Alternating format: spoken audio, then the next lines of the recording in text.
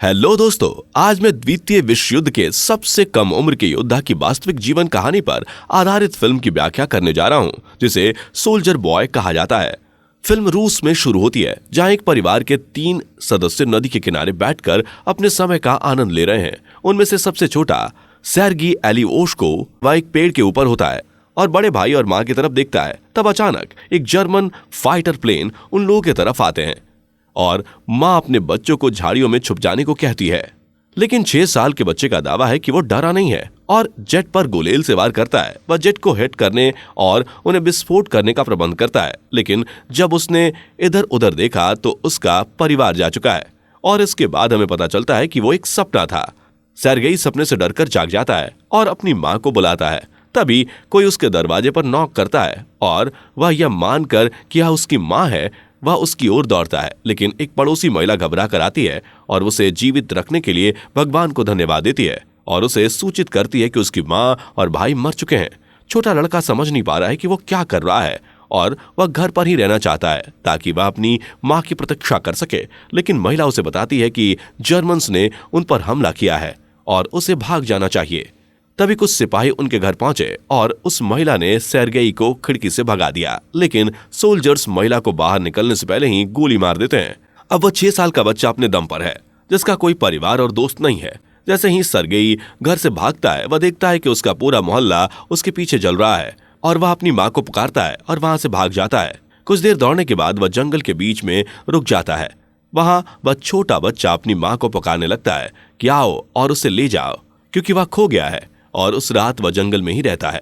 अगली सुबह हम उसे एक नदी से पानी पीते हुए देखते हैं। तभी वह देखता है कि दुश्मन के सैनिक उसके रास्ते में आ रहे हैं।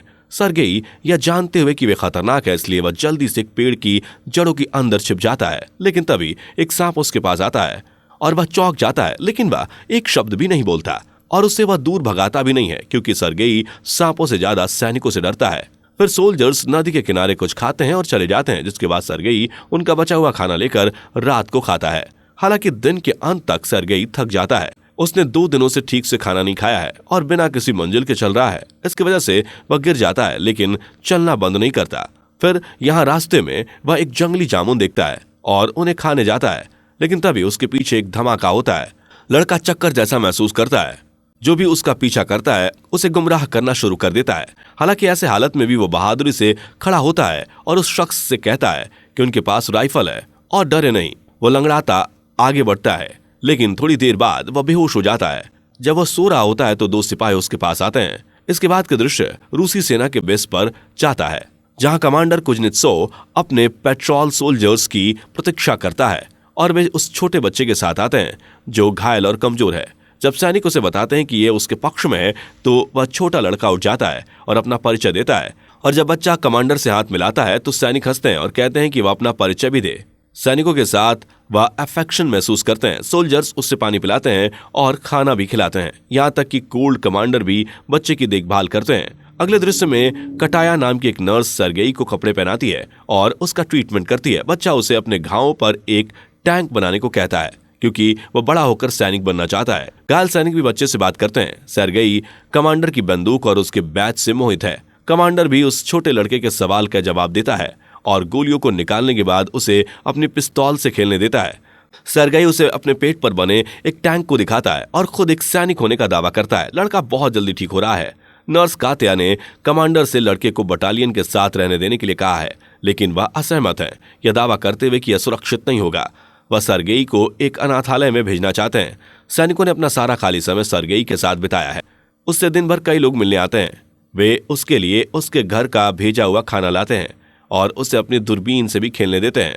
इसके बाद हम देखते हैं कि एक दिन एक सिपाही कमांडर के पास आता है और उसे कहता है कि लड़के को बटालियन के साथ रहने दिया जाए। सभी सैनिकों का बच्चे के साथ घनिष्ठ संबंध हो गया है और वे लोग उसे अपना समझते हैं और वह कहते हैं कि उनकी उपस्थिति उसके सीने से युद्ध का भार हटा देती है। लेकिन कमांडर कहते हैं कि लड़के को उसकी सुरक्षा के लिए अनाथालय भेजना ही होगा और अगले दिन दुश्मन हमला करते हैं। कई सैनिक घायल हो जाते हैं। फिर सेर्गेई को अनाथालय में ले जाने के लिए एक वाहन आता है और कमांडर बच्चे को इस बात की खबर देता है और उसे उपहार के रूप में एक लकड़ी की पिस्तौल देता है। लड़का बदले में उसे गले लगाते हुए दावा करता है कि वह कमांडर की सुरक्षा के लिए डरा हुआ है। इसके बाद कमांडर अपना मन बदल देता है और वह सर्गेई को अपने बेटे के रूप में सैनिकों के साथ रहने के लिए कहता है। उस रात सोल्जर्स छोटे लड़के के लिए छोटे सैनिक के कपड़े लाते हैं और अगली सुबह कमांडर सर्गेई को जगाता है और उसे कपड़े देता है। वह उसे पहनता है और इधर उधर भागता है। वह एक असली सैनिक की तरह दिखता है। जैसे ही बच्चा इधर उधर भागता है, जर्मन बटालियन पर हवाई हमला करते हैं और सैनिक जल्दी से सर्गेई को सुरक्षित स्थान पर ले जाते हैं और लड़ाई में घायल सैनिकों की संख्या तेजी से बढ़ती है।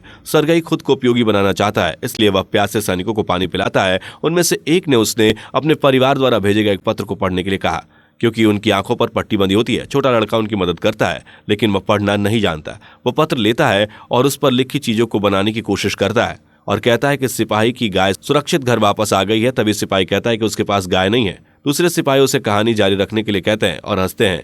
वह सबके पत्र पढ़ता है और उसी तरह से उन्हें खुश करता है। नेक्स्ट स्क्रीन में हम देखते हैं कि कात्या और कमांडर बात कर रहे हैं। दोनों एक दूसरे के प्रति आकर्षित नजर आते हैं, लेकिन वो अपनी भावनाओं को कबूल नहीं करते। इसके बाद लड़का देखता है कि हमले के कारण सैनिक का स्टेशन नष्ट हो गया है और कमांडर उसे मृत सैनिकों को सम्मान देने के लिए अपनी टोपी उतारना सिखाता है। अगले दिन वह कमांडर से कहता है कि वह उसे एक मिशन दे और उसे सैनिकों के बीच पत्रों को वितरित करने का कार्य दिया जाता है। वह अपने काम को कुशलतापूर्वक करता है और यहाँ तक कि सिपाहियों को उसके लिए डांस भी करता है। अगले दिन सर्गेई अपने दूरबीन के साथ बेस से थोड़ी दूर चला जाता है। जैसे ही वह इसके साथ खेल रहा होता है, वह देखता है कि किसी का पैर एक घास के ढेर से अंदर हिल रहा है। इसके बाद वह वापस बटालियन में आता है और सैनिकों को उसके बारे में बताता है। सैनिक उसके बातों पर संदेह करते हैं, लेकिन फिर भी लड़के के साथ जाते हैं। जब वे लोग घास के ढेर के पास पहुंचते हैं तो उन्हें 2 जर्मन दिखते हैं और वो लोग नीचे छिपे जासूस हैं। उसके बाद जासूसों को गिरफ्तार कर लिया जाता है और बच्चे को उसकी बुद्धिमत्ता के लिए प्रशंसा की जाती है। उस रात कमांडर सर्गेई को गोद लेने के लिए कानूनी कागजात दिखाता है। अब वह आधिकारिक तौर पर बच्चे के पिता है। सर्गेई को कात्या के लिए कमांडर की भावनाओं के बारे में पता है। इसके बाद वो दोनों कात्या के पास जाते हैं, लेकिन दोनों उसे एक अलग आदमी से बात करते हुए दिखते हैं और उसे देखकर मान लेते हैं कि उसे किसी और में दिलचस्पी है। इसके बाद जर्मनी ने फिर बेस पर हमला कर दिया। इस बार सर्गेई फ्रंट लाइन में सैनिकों को गोला बारूद की सप्लाई करता है और वो अपनी पूरी ताकत से सैनिकों की मदद करता है, लेकिन वहां के सैनिकों से वापस शेड में जाने के लिए आज्ञा देते हैं क्योंकि बाहर बहुत खतरा है। जब वो शेड में जाता है तो कमांडर और अन्य लोगों को घबराता हुआ दिखता है, क्योंकि कर्नल के साथ फोन का कनेक्शन टूट जाता है। टूटे तारों को ठीक करने के लिए एक सिपाही भेजा जाता है और सर्गेई सैनिक का पीछा करता हुआ देखता है कि वह घातक रूप से घायल हो गया है। वह मरने वाले सैनिक से पूछता है कि वह तारों को कैसे ठीक कर सकता है, फिर उसे ठीक कर देता है। इसके बाद कनेक्शन वापता है और आधा और अधिक सैनिकों को बुलाया जाता है और इस तरह से 6 साल के बच्चे ने सभी की जान बचाई। बाद में हम कमांडर और कात्या को नदी के किनारे बात करते हुए देखते हैं। कमांडर अंत में उसके लिए अपने प्यार को कबूल करता है और उसे सर्गेई की मां बनने के लिए कहता है, लेकिन इससे पहले कि वह कुछ कह पाती, एक सैनिक उसके पास आता है और कमांडर को एक पत्र देता है जिसमें कहा गया है कि उन्हें इस बेस से भेज दिया गया है। अगले दिन सभी सैनिक सर्गेई के साथ अपने नए बेस के लिए निकल जाते हैं, लेकिन रास्ते में उनका सामना एक माइन से होता है जो उनके कुछ वाहनों को उड़ा देता है। कमांडर को चोट लग जाती है और ग्रुप्स के सोल्जर्स जो सर्गेई के करीब थे विस्फोट में मर जाते हैं। वह रोता है और कमांडर को गले लगाता है। वे घायल को अपने साथ ले जाते हैं और अपने नए अड्डे के लिए यात्रा जारी रखते हैं। जब वे अंत में दूसरे बेस पर पहुंचते हैं तो वो कमांडर के लीडर्स जनरल से मिलते हैं। वो भी बच्चे की एम्बिशन से प्रभावित हैं और कमांडर को इतना स्मार्ट बच्चा होने के लिए बधाई देता है। अगले दिन उनको सम्मानित किया जाता है और वो अपने देश को बचाने का वादा करता है और जनरल उसे अपना बेस दे देता है। एक रात उनके बेस पर बेरहमी से हमला किया जाता है और कमांडर खंडहर के नीचे फंस जाता है। सर्गेई अपने पिता के लिए रोता है और उसे बचाने की कोशिश करता है।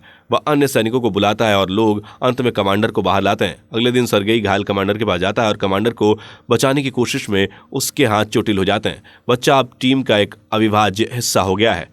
उनके पास उनका कोई परिवार नहीं है और वे युद्ध में जहां भी जाते हैं वहां चले जाते हैं। यहाँ यह मूवी समाप्त हो जाती है और रेजिमेंट को दूसरे बेस पर ले जाते हुए दिखाया जाता है। इसके बाद बैकग्राउंड में एक आवाज आती है और उन्होंने स्टालिनग्राड की लड़ाई में भी हिस्सा लिया था और सैनिकों के साथ पोलैंड पहुंचे थे। उन्हें वर्तमान दुनिया के सबसे कम उम्र के सैनिक के रूप में जाना जाता है और उनकी बहादुरी की पौराणिक गाथा अब पूरी दुनिया में फैली